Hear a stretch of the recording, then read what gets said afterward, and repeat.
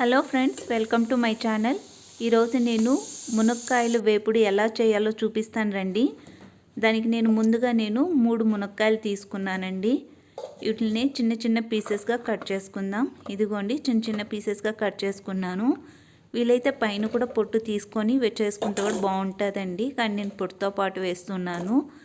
అలాగే వేడి నీళ్ళకి కొద్దిగా సాల్ట్ వేసుకొని మునక్కాయలు వేసుకొని ఉడకపెట్టేసుకుంటున్నాను.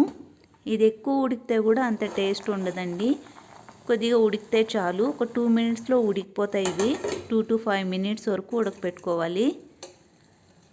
ఇదిగోండి, ఉడికిపోయింది. ఇలా పీస్గా తునిగితే చాలండి, ఉడికిపోయినట్టే.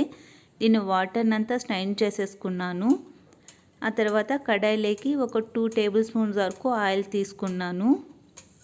ఆ తర్వాత 1/2 స్పూన్ వరకు ఆవాలు తీసుకొని చిటపటలాడేంత వరకు దీన్ని వేయించుకుందాం. ఇది చిటపటలాడాక ఆనియన్స్ వేసేసుకుంటున్నానండి. ఆనియన్స్ బ్రౌనిష్ కలర్ వచ్చేంత వరకు దీన్ని వేపుకుందాం. ఇది మునక్కాయలు ఇలా చేసుకొని తింటే చాలా టేస్టీగా ఉంటుందండి. మీరు కూడా ఒకసారి ట్రై చేయండి.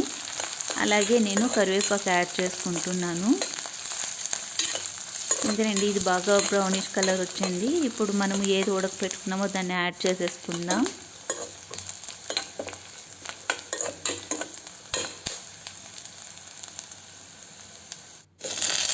యాడ్ చేసేసుకున్నాను. ఇది యాడ్ చేసుకున్నాక మళ్ళీ ఒక 2 మినిట్స్ వరకు ఆయిల్లోనే మునక్కాయలు వేయించుకుందాం.